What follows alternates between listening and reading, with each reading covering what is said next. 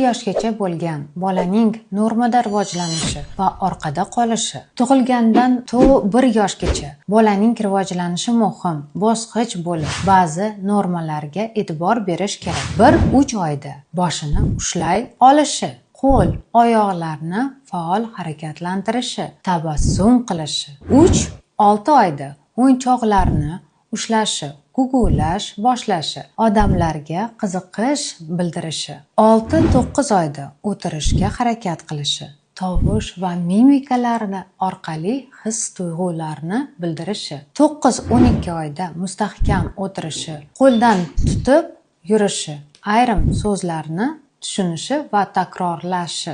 Agar bolangiz boshini umuman qimirlatmasa, ovoz va yorug'likka reaksiya qilmasa, qo'l oyoqlarini sust harakatlantirsa, 9-12 oygacha o'tirmasa yoki ga da shunday bo'g'imlarni aytmasa, albatta nevropatologga murojaat qiling. Bola sog'lom rivojlanishi uchun erta tashxis juda muhim.